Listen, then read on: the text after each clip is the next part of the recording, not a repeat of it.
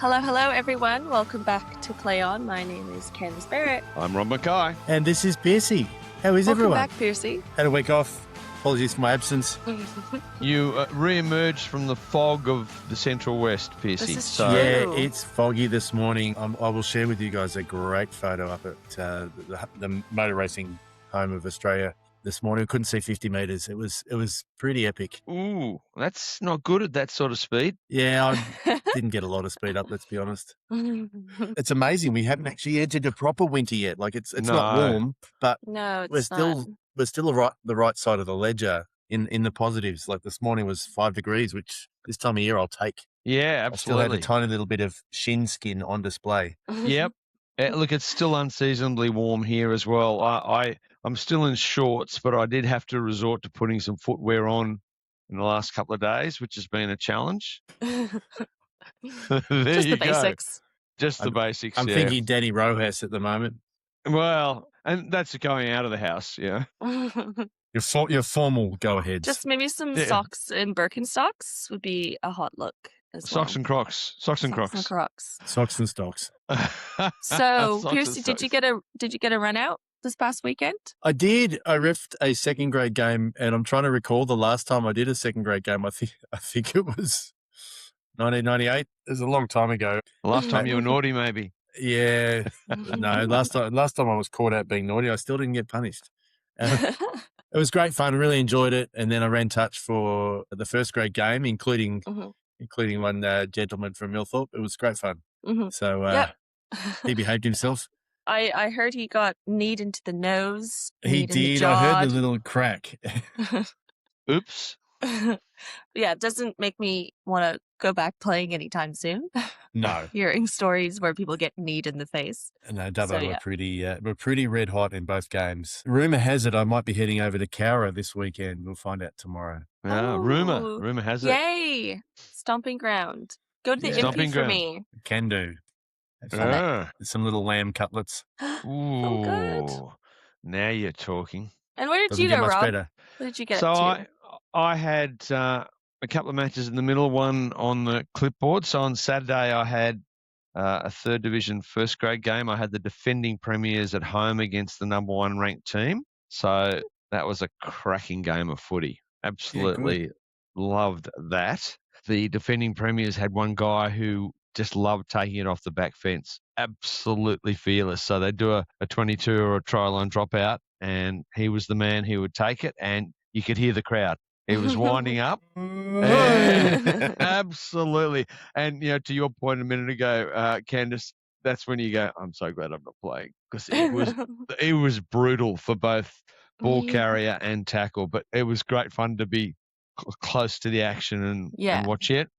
And hearing bit- that. Great. Bit of a game at two halves. The defending premiers took a while to adjust, which is their want this year. They're a bit slow in the first half to work it out, and then the second half they go, righto, we'll stop complaining and we'll start doing what he wants. And oh shit, we just scored 3 tries. So, rugby IQ It's at work. always back yourself. Either wait till the other team gets tired, or I don't know. Well, it took them a while to get their rugby smarts going. And once they got the rugby Okay. smarts going, they finished really strongly, but they Yeah. needed to do it about 40 minutes earlier. But yeah, Yeah. good game then. Then Sunday I modded a fella, which was good. Beautiful Sunday, sunny, 20-something degrees. For a little bit. Well, about 5 minutes before half time, we're standing at the southern end of the ground. We're doing a conversion. I'm looking at the kicker. He's looking at me. And I said to him, we're about to get very, very, very wet. Because you could, to the north of the ground, it was Torrential blue downpour. sky. To the south of it was the greeny black that you get from a really big storm. Yeah, And and it was Rob, moving as we know, there's good wet and there's bad wet, and that sounded like it was going to be the bad wet. And it was coming at pace, and it hit. It hurt. It was coming, and it was angled. So my gear was under the tent. It needed to be 2 more meters under the tent. So I got back to my gear at the end of the day, and everything was wet. It took me an hour once I got home to dry everything out. And I feel sorry for the poor people on the bus on the way home. I just like to point out, I did not sit down. But I was there in my boots and all my finery. But have I ever told you the story about Jimmy Dixon's first and last game out at Penrith, where he drove home in the gold Mercedes wet both times? That is funny. Have you ever heard that story? No, but I can imagine the scene. Jimmy, one of the great guys, had his first grade debut out at Penrith, and as most people did in those days, and also had his last one out there. I think it was 99. I think he retired on 99. He's still running around now, and then he came back. He's running around, but in terms of first grades, I think he had 99 of them.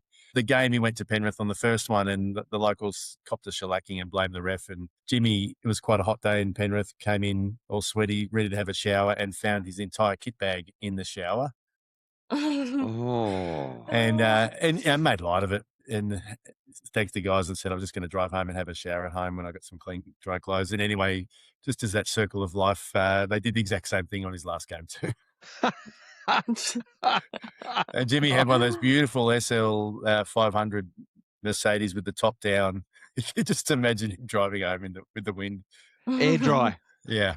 Just like hooking the clothes around like the little mirrors. That's footy in the Wild West. It was great. Yeah, Lovely. right. What did I do? I had a Colts match, and then I AR'd for first grade after. I just want to say there was a scrum. It didn't collapse per se, but I had to reset it because both the front row went down. Everyone was getting up fine. And another player noticed the second row hadn't got up. And so they called Mayday after. And then I noticed that one of the players had dislocated shoulder, the second rower. And I had to tell them, I'm like, hey, listen, everyone's gotten up already. Like, that's not really what Mayday's for. And then also at the same time, I already recognized that that player dislocated their shoulder. So I already had time off anyway. So I think it was just a bit clunky. And I think I just had to remind the Colts players what Mayday means. Oh, look, at the end of the day, if someone's hurt and they call something, as long as it's effective, you're right. It's technically not the right word, but no. And someone's hurt. Like, what did Ben Darwin call it? It wasn't Mayday. It was neck. Shit. Yeah. Which the front row club reacted to straight away, to their credit. Mayday. But with this That's one, not fun. This one in particular, I later found out by the team that this guy had his shoulder popped out 6 times throughout the season. So I don't think he was. It might be time. It might be time. Was he a body double in Lethal Weapon by any chance? Lots of tape all around him. I get the reference, Rob. Getting too old for this shit. Mel Gibson's character used to break out of straitjackets as a party trick. Dislocated shoulder. Yeah, it was a good party gag. Sorry, guys. Movies from the 80s. Candace wasn't here. Yeah, that's right. Not that we're old or anything, Pearce. Not many people expected the Chiefs to get up over the Crusaders, but they did so handsomely. Yeah, it was a really interesting match. Great game of footy. And then I almost thought that maybe the Chiefs put a bunch of butter on their legs because no one was tackling. They're able to just slip straight through. But no, very good game. Really good footy. And I feel for David Havili. He has been an absolute standout and probably should get player of the tournament in Super Rugby this year. I think he's been epic, and you could just see him trying to take the team on his shoulders and get there and turn the tide in the second half, but just wasn't enough. Well, it just goes to show you how competitive the game is, because the Crusaders came in with a big surge. They'd had sellout crowds at home. They'd kept their home finals record intact. I mean, in what sport is a team undefeated in finals footy at home over such a long period of time? They're 33 and zip finals footy at home. Across 3 grounds. Yeah. 3 different home grounds. So That's crazy. At least 3. And the Chiefs have always recently gagged a bit against the Crusaders in finals footy. No. It was all over bar the shouting at halftime. So impressive from the Chiefs, but they can't lift the foot off the gas in the second half in the final. Otherwise, that will hurt them big time, because the other game sort of reflected that pattern in some ways as well. So yeah, and you've got 2 teams who in the final who really can run red hot when they want to. So it's going to be an epic final. I'm pretty happy with the result of the outcome of who's in the final. I think we're going to have a cracking game. Yeah. I'm so looking exciting forward to seeing who referees it, which I don't think we've heard yet. Is that right? we'll come to that. Ooh. Oh, don't keep us in suspenders, Rob.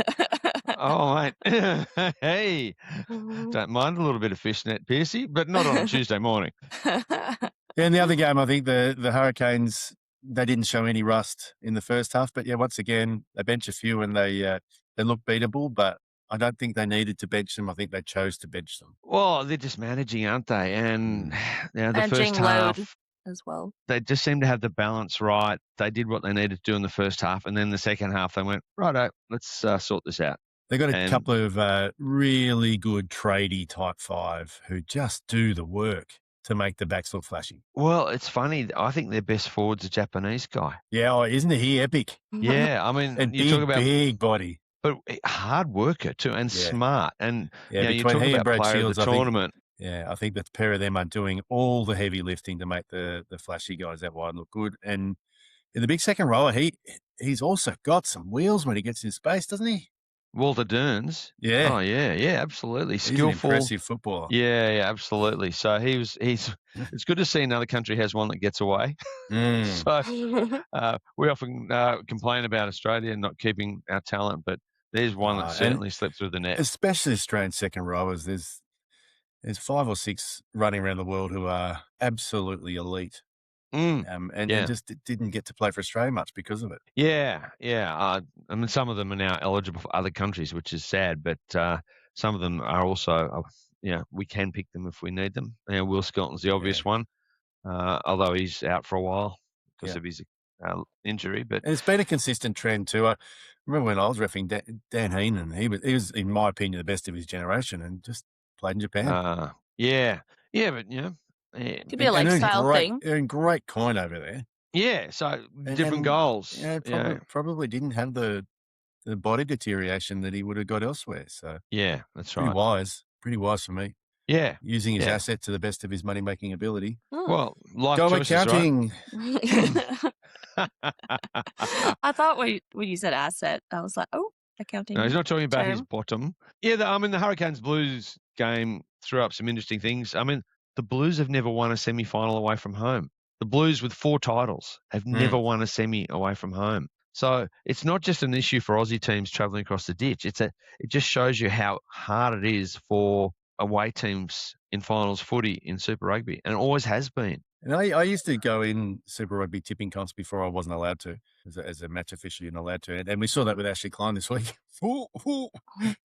Is that the NRL referee who has a gambling issue? And categorically has not bet on the sport that he's officiating in. There's no question of impropriety there. But it was interesting. I used to run a tipping comp. Yeah. I used to run a tipping comp for Super Rugby, and you just tip the home team and you win. Well, even in the days when some of the traveling teams never weren't that good at home, they still were. Like particularly in the South Africa element. Yeah, that was a huge issue. The Kiwi team struggled to win in South Africa. The South Africans were not very good once they came east. So, No. Excellent. What else we got, team? A couple of things came out of Hurricanes and Blues, which I thought was really interesting. Early on in the match, Beauden Barrett did an aerial challenge on Cam Roygaard, and it was pretty ugly. He got it wrong. The landing wasn't great. If you go through your decision-making protocol, you're going, well, I think that's probably a yellow because he's landed on his side, and Cam Roygaard was down. So we're thinking, okay, Box just about to go through his process, blows the penalty, and just like Lazarus, Cam Roygaard's, boing, he's up, quick tap, bang. And it ultimately led to a Hurricanes try. So really interesting situation for the match official and the players, because I think everyone on the field thought we're about to get a yellow card process with pretty good reason. And Beauden Barrett was looking pretty sorry for himself as well. And Cam's really taken that away from the match official. And once the try is scored, I think they've gone, oh, well, is there a need for a yellow card if that's the mindset? Now, you could How come long did back the player stay on the ground for? Was it like a timing thing? You know what I mean? Did it look like, I need to probably go through a process? Can I say there was a milking element to it, it felt like? Well, initially I thought he was genuinely hurt because he landed pretty hard. So in real time you go, ooh, I hope he's okay. And then boing, okay, he's a 9. He's all right, fine. And that's probably what saved Beauden Barrett. Yep. Otherwise, I think it would have been a different Because that's outcome. definitely not the way it's supposed to work. You make a decision really without reference to the outcomes of the injuries. Correct. Yeah. But in practice, you can't separate the two. As match officials, if the guy gets up, you're going to be lighter. If the guy stays down and misses the rest of the game, you're going to be heavier handed. It's human nature. You have to take an element of outcomes into play. I mean, at the end of the day, I didn't mind what happened because the Hurricanes got a try. Roygaard was okay. We had 15 on 15 and it didn't impact the result. So, probably a win there, but an interesting scenario that I think a few people would have been scratching their heads about. So probably just worth elaborating on that. And the only other thing I saw that was really interesting was the Blues player, I think it was Blues, kept throwing the ball away at a penalty. So Bock warned them. Oh, yes. Yeah, I remember that. And they were throwing it away a long way. Like he rolled it 30 metres in the opposite direction, and he'd done it earlier. And he warned them. I'm thinking, this is the pro game. He knows exactly what he's doing. Just march him 10. Yep. Agreed. Just get on with it. Yeah, give him a whack. Move on. So, that was all I had. Anyone see anything else in those games? Time wasting is free kick? Or is it more of just they're intentionally doing it to just block them 10? An element of cynical about it. Yeah. Yeah, and we know they want to play fast footy. So taking the ball away from them prevents that. So I'm not having that. Yeah. Bang. Because then they got away with it probably like 3 times. That's like, that's a good point. Yeah, I remember that. Hearing that. And we haven't seen much of this season, so it was actually quite a bit of a furphy the way the rest of the comp's been. Well, it was very blatant. We've seen lots of it subtly, as so often we do. Oh, subtle. Indeed.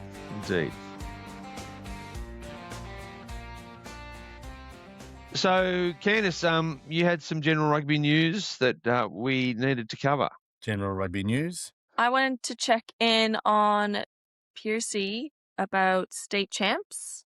How did yours I had a great time in Orange in the not too cold. Although a couple of the Sydney boys were crying. You could probably tell the difference of country refs versus city refs. We had a great crop of young referees out officiating the tournament. A really enjoyable tournament. Quite a different experience to the 18s. A lot of the young guys hung on my every word, which is unusual. Oh, you wouldn't have known yourself. No. Oh, they're listening to me. They're not ignoring me. It was good fun. We had some really lovely young referees, some extreme talent. So the future of our game is in good hands. Yay. It was great to see one of my contemporaries, Chan Diva or Dan Chiva. His boy Sam was out there refereeing very well, and it was great. It was great to see. So yes, we had some the good apple footy doesn't fall far from the tree. So had some really good footy. So it was great to see, and it was great to see all different types and personalities, and some people who suffer shiny object syndrome like myself, and working with them, and it was great. Really enjoyed it. Great. Well, on the topic of state champs, rant warning. Oh, I have a rant coming. Oh. So state champs, we've all been to state champs over many, many years. I've played in them. I've coached in them. I've refereed them. Everyone thinks their kids are wallabies or wallaroos. And there is an overbearing sense of entitlement. They're great tournaments. I love them. But there's some behaviour that's very poor. And I want to call out some of the behaviour that has come to light since we last spoke about this. And the first one is a match where in a semi-final, a team failed to produce a hooker at the first time it was needed to be called. So they went uncontested, which meant they forfeited the match. They won on the score sheet, but they forfeited the match. They were told by the organisers that they forfeited the match. So the team managers were told. Team managers apparently did not tell the coaches or the players. So the team turned up to run on to the final thinking they were playing. Oh. So 3 teams went to run on. And then when they found out they weren't playing because they'd been DQ'd, they gave a gobful, coaches, players, parents, everyone, to the match official. That's really unfair. Poor behaviour from the managers, not doing their job and informing their team. That's your job to manage your team. And look, I feel bad for teams that don't also, have you need to have a front row. Yeah. Like, how can you... They've got something wrong somewhere, but they've doubled down and not told. And then they've tripled down and shot the messenger. So you've got this young referee about to do probably the biggest match of their short refereeing career. And they're getting piled on by people who could have controlled the situation so much better. So Mm-hmm. speaking They're of supposed to better, be a filter for us, actually. They're meant to, do better. And we're going to come in a minute to something else about how to deal with this, which I really like. So that's part one. Part two, another team refused to take the field unless they had an adult referee because they didn't think that their standard of football required a young adult or child refereeing them. Mm-hmm. Right? It's called a selection panel, and then you get chosen for a reason. We have a pathway for referees, and the good adult referees are somewhere further up the pathway than your non-important under 14 or 15 tournament. So build a bridge, get over yourselves. It's a pathway for kids playing. It's a pathway for coaches. It's also a pathway for match officials, and a lot of work goes into matching them appropriately. So yeah, pull your head in, do better. Rant over. Rant over. Mic drop. I did catch myself at the under 13s on the far sideline where there wasn't a rope.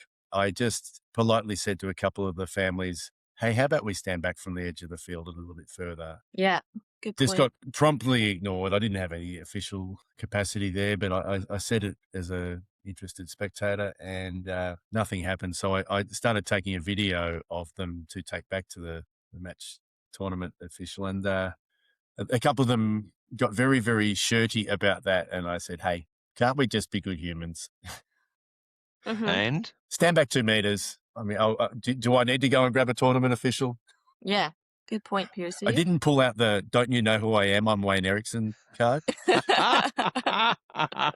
Speaking of which, can we just pause for a minute and congratulate a Order of Australia medal, well earned, and one of the more unique ones as well. Both my good friend Gus Wayne Erickson and his wife Deborah simultaneously got Order of Australia medals for services in the legal side of things for Deborah, but for rugby and education for his time at St Andrews College for Wayne. And there aren't many better rugby heads around. Huge part of my trajectory early on, and just a great egg. Love hanging out with the Lord, Wayne Erickson. Yep. Congratulations. Absolutely. He's now officially got a title. It's not the Lord, but we'll stick with the Lord. Lord Gong.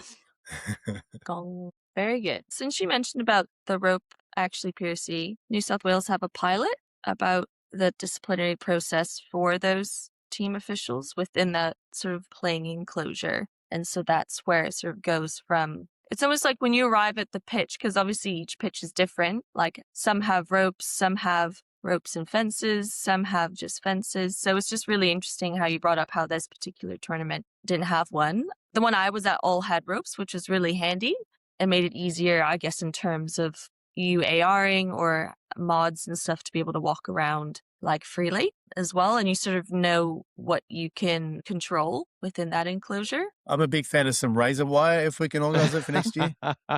Or do we get the laser ones? Everyone has to wear a wristband. Laser, yes. And if they go too close, they get zapped. Yeah. I love that.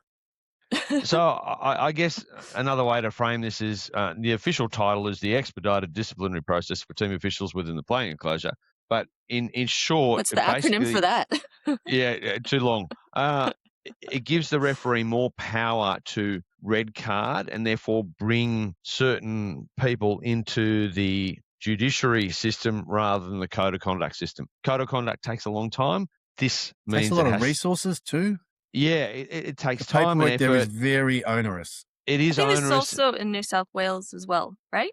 Yeah, it's a Rugby Australia process, but this means these people caught in this net now go through judiciary, which means it gets done very quickly. It has to be done quickly by the dint of the process. So, for example, in the earlier discussion we had about mischief at state championships, the managers, coaches and players who were giving the referee a gobful before the match had started, they would now be subject to brown card. This process as opposed to code of conduct. So it's a really important distinction because it means we're going to have clarity and speed in dealing with it, and those people will very quickly disappear as opposed to sitting around for 2 months waiting or longer waiting for the code of conduct to happen. So I'll be talking with the fishers.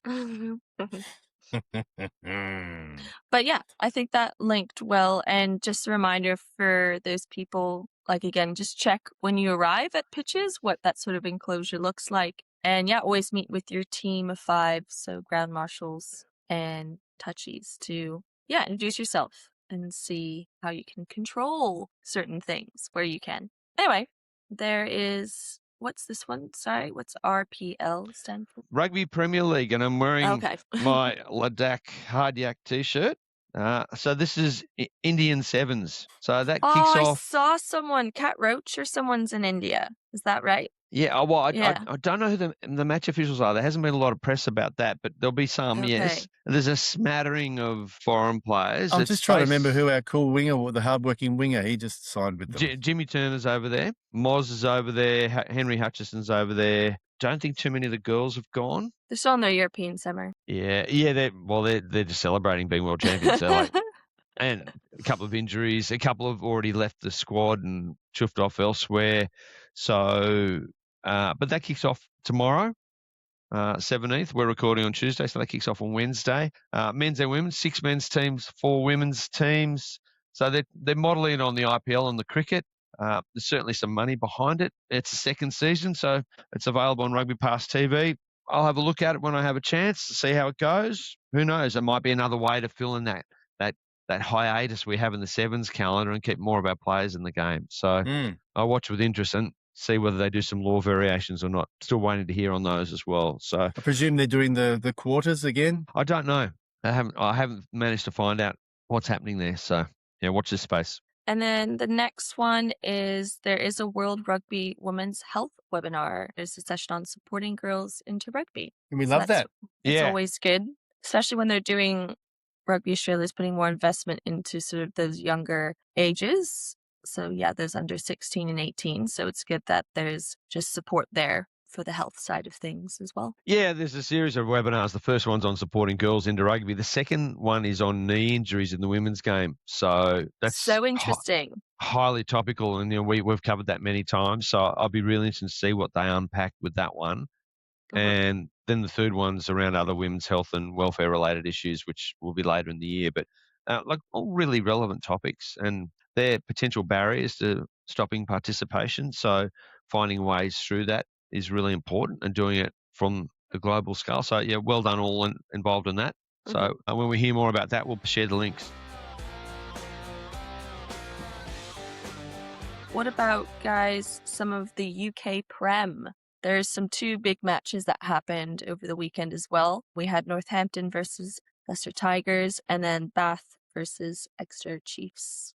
We had your favorite ref. We had Luke Pearce refereed Northampton Saints versus Leicester Tigers. No relation. Excellent. No relation. But doesn't he just have a lovely manner? I love it. I just he calls the guys lads, and the way he talks to people, his interactions are really it just feels like he has rapport with not only the captains, but it's also he knows how he should be spoken to, because I think there was a few times where there was the captain for Leicester Tigers. He's a big second rower, and I think something happened to him where he thought it should be checked, and it's just reminding those players that they have a bunch of team in the background looking for stuff as well. Just give us time. We'll go through the process. Yeah. But yeah, I really liked how his demeanor is. I think he's got really good game connection. I think he's got fantastic empathy. He makes the game fly. He reminds me a little bit of Gussie and Bez. He's got that sort of manner about him. Really clear pictures, very calm. He's probably my favourite English ref, I have to say, in the way he manifests on ground. So yeah, agreed. Since Barnesy, he's my new fave. Yeah, absolutely. And he had a cracking game from everything I could see, and his team supported him really well. So, yeah. It wasn't a cracking game of footy. My goodness. Oh, it was amazing. There's a few things that came out of that game that I noticed. So early on, almost 4 or 5 minutes in, there was a bit of confusion on a kick on who took the ball out. Yeah. And it was so close. It was playing a touch stuff, wasn't it? Yeah. But I think if you were a spectator, it looks as though a Northampton Saints player brought it out when actually it was kicked by Leicester Tigers. And then so happened the Saints player was sort of slid just a millisecond after the ball also went out. Yeah. I mean, community game, you just got to call that and live with it. Yeah. They could only get that right because the TMO helped, because the AR was actually obstructed. Yeah, because you Not couldn't because they're see. out of position, just because of the circumstance. So There's a body. yeah, well, a couple of bodies. Yeah, exactly. And I was right on the line, but the ball, he had two bodies between him and the ball, and a ricochet. Hard ones to work out. So Yeah. they got there in the end. So well done. I love the tap move. Piercy, you probably haven't seen this, but one of the teams did a tap move to score a try. I've been screaming for this since we've gone to more tap moves. A lot of them are just tap the ball and run hard at the line. It's like, that's so one-dimensional. This was complex and clever, and they got a try out of it. So dink, dink, dink, form here, dummy there, bang. Oh, love it. I love it too. And it is a significant investment for the team if you are devoting training time to learning a tap move like that, instead of working on your fundamentals. Like there's one opportunity, one and done for those those tap moves, whereas breakdowns, you have 100 a game. But I love it. It used to be a real fun part of training for everyone. Yeah. Well, match officials included. Yeah. Match officials included. Sometimes it's easy to get caught out of position in these ones. Totally. And I actually think it's becoming the fourth set piece, because we have scrum, line out, and restart receipts. Yeah. But now, because we really want to get those taps, the risk of the scrum or line out near the line, or because it's a free kick and you don't have the option of a scrum, then you've got to have something else up your sleeve. So it's essentially a starter play. So investing the time's not the folly it used to be. It's actually a really important part of working out how to break down a defence, particularly if your line-out's not working too well and you don't have a scrum option. Yeah. So smart starter plays off a tap, they're great to watch when they work. So I think there'll be more in that now that people are seeing this sort of success. So, and great theatre. Absolutely great theatre, and hard for the match official, PC, to your point, like, where the hell do I stand? Yeah, what's happening? And there's an element of that too as a coach, that some of the coaches like to be seen as the innovative one that can come up with those plays. I know in NFL, the special teams coaches, they're the ones that get paid quite well, and it's 2 or 3 plays a game. But in rugby, I think it's certainly a point of pride that some people love to be involved in. Well, it certainly heads up for a match official too, because often when there's a tap near the line, you're looking around going, where do I stand? And I say to the guy tapping the ball, I'm trying to get out of your way. And he goes, yeah, I don't know yet. It's like, well, that's not much job. And you don't want to stand behind him in case he does a little pop of his hip to the rhinoceros. So you've got to be really acutely aware of where the attack and defence is, and be ready to move quickly. Yeah, I agree. Hey, speaking of being out of the way, I think it was this week I saw Holly got in the way and got trampled. Did she? Oh, she got a sandwich, didn't she? Is that the one? Yeah, and can I say, we've had a little bit of this lately, and I think Holly wore it really well, and Holly took it quite well. But when the player has time to brace for impact and braces for impact and sends the match official flying, and look, I haven't said yet that it's a female match official, just all match officials. Yeah. I'm actually not okay with that. They saw them enough to brace for impact. Instead of bracing, why don't you just stop? Or step. Or get out of the way and not run into the lovely we wear bright colored lady referee other jerseys for a reason. Because I know there's been a bit of it lately getting in the way, and I would hate for us to have to go down the formal pathway of saying, if you hit a match official, it's a penalty against you, like AFL have done recently, because that's ugly. It's ugly for everyone. But hey, you keep running into referees, that's what your game's going to do like. Yeah, that's a fair point. Well done, Holly. I had it at Took it state like a champs, champ. actually. Like, I find some kids, you think you're positioned correctly, they'll run completely fast sideways. Some of it doesn't make any sense as well. But I know what you mean, Piercy. They need to make sure that they watch out for us and make some smarter decisions. Yeah, be less shit. So, still on Northampton versus Leicester Tigers. Your favorite person, Piercy, Pollock, he didn't get his try rewarded for him. So he did get a try, but it was taken back. Because he was... Poor Henry, oh no. Yeah, he never retreated from from a kick. He was just sort of, I don't know, just around. He kept running. That was the problem. It was a really good 32 pickup. Minutes in for anyone. Yeah. So he's never onside, never retreated. I found it was a really good call by the match officials, because the crowd, it looked like a really cool try. Yeah, it did. Yeah. At the time, and then everyone just realized, when you just zoom out a little bit, they're like, oh wait, Where was he? And he was onside, I use the term loosely, for the second kick, i.e. he's behind the kicker. But the first kick, First one, yeah. he wasn't. And picking that up is actually quite hard. So the match official team did really well to pull that back. And, Pearce, I know you were devastated when you heard the news. Devastated. But this is a good link to Law of the Karma's Week a bitch. as well. So stay tuned, guys, for Law of the Week, which is linked to that. Absolutely. Yep.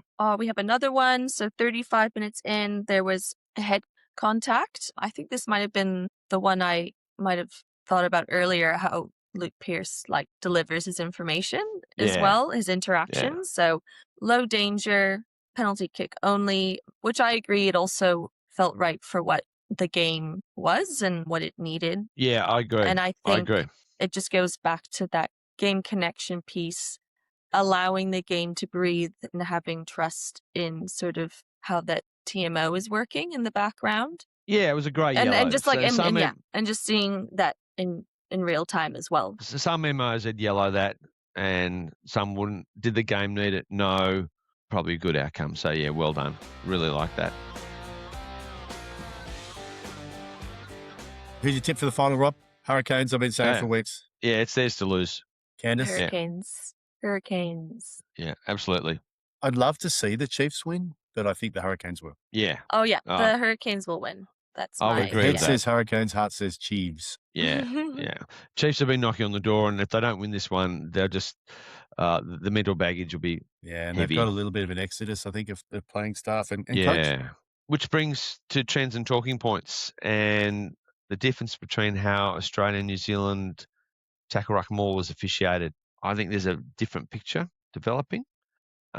Your thoughts? I feel like this is a whole little separate mini segment. I 100% agree. And I think the essence of what you're talking about, Rob, is the Kiwis love a contest and the Australian teams like to deny a contest. It's a height issue, I suspect. Well, I'm thinking more about how we let it flow to look at the UK breakdown as well. I want to put the UK in there if we want to make it more broad. I think it's probably on the New Zealand end of it. They like the combat.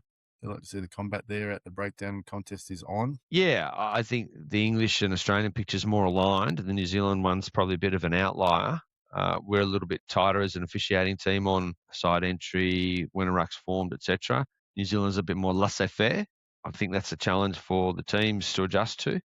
But yeah, it was really obvious last weekend, I thought, what was happening in one match versus the other. So, just fascinating to watch. I think that's a good point. So for those teams, when they realize who their match official team is, they might get to ask extra questions about breakdown, or they might be able to. Well, it's probably time to reveal who the officials are so that we can hypothesize on that.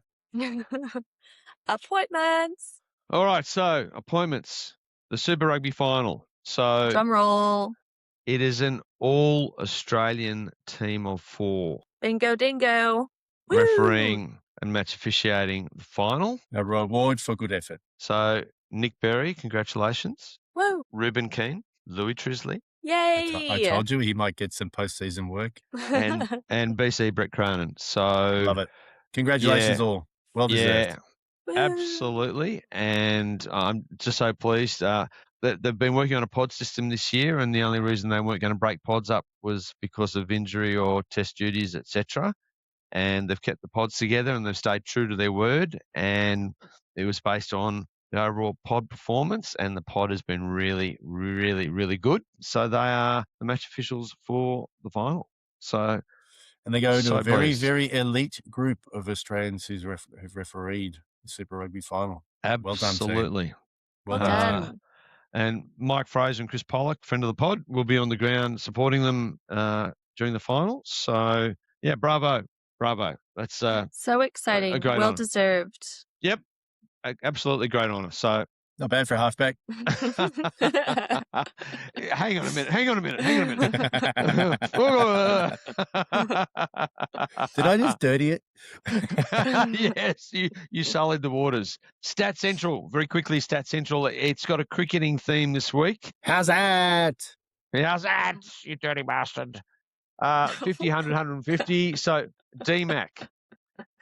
He's won 50 games for the Chiefs. He's played 100 games at home, and he's played 150 games in total, and he kicked 100% on the weekend. Yeah. Add to that, the Canes became the first team in the history of Super Rugby to score 100 tries in a season. So there's your little dynamic around stats of the week. So 50s and multiples and I thereof. love that. I remember that being called out in the commentary. Yeah. So we have had some longer seasons before. This is not the long seasons that we used to have, and they have been rampant with their try scoring. Yes, absolutely. And that's why I love watching them this year. I've been saying that they have been the razzler dazzlers. They have been fantastic. Yep, Epic. I agree. And I think that's worth highlighting. Well done. Very good. Yep. So that is Stat Central, and that just leaves Law of the Week. We hinted at it before, guys, about the Northampton Saints versus Leicester Tigers game, about Pollock not retreating for the kick. So that's linked to Law of the Week, which Rob kindly wrote down, is 10.4A. Law 10, offside and onside in open play, and this is under the heading of offside and onside in open play, funnily enough. the heading matches they the make law. It easy. That's right. So Law 10, subsection 4, an offside player may be penalised if that player, A, does not make an effort to retreat and interferes with play, or et cetera, et cetera. And there's B, moves towards the ball. He's definitely ticked those boxes because he's not retreated. He kept powering forward. Yeah, for the first kick in particular. Yeah. Did he interfere with play? Well, yes, he scored a try. Yeah. Did he move towards the ball? Yes. Yes. So it's a very easy sell. So the trick here, the key word there is retreat. Stopping is probably, well, it's not enough in law. Sometimes we hear referees say stop, etc. Better terminology is retreat. Retreat, yeah. And that's a really clear message. So put on the handbrake, start going backwards until someone puts you onside, and then you're clear, subject to a couple of other parameters. But that's a really good heads up for any match official. In front of the kicker is something we see a lot of, particularly on a clearing kick deep in the 22, which is a more common scenario than the one we saw here. Because often you have a lazy forward who just plods forward. And if you've started the breakdown and you've gone back towards the kicker, you should be able to see both, at which point you say, retreat, green 10 or green 3, etc., whatever it might be. So I think it's being able to, this is something I actually have as a work on for the past couple weekends to get more confident on it, because there's so many players and it all happens really quickly. So just being able to recognize where that ball is going, doing your scans, and just sort of being able, you'll start building, which is what I'm doing, but building on just being able to say those keywords like retreat and maybe a color. When you get more confident, then you'll be able to see and work towards saying a color and a number. And so I think it's good fitness as well, being able to you have to do all of that while running. I was talking to one of my friends who used to be a premiership player for the women's side, and she's just like, I didn't even realize that's probably really something difficult for the referee to put all that pressure on themselves to have to manage that. And I was just like, that's a fair point, because as a player you're just like la da da. And look, I find that it's usually in the situation I mentioned earlier, the clearing kick, and you chase back to look at the kicker, but in so doing, you can see the forwards. And if you call out one of the forwards, and it might be at a scrum or a breakdown, 3 green hold or retreat, then the others go, he's looking at us. Yeah, okay. That's a good point, Rob. He spotted Fred Nurk there. We're next to Fred Nurk. Maybe we shouldn't run either. So generally, if you can get one of them, you usually catch the others. And if you get and they'll all talk to each other. They're like, so-and-so, come on. We need to... Okay.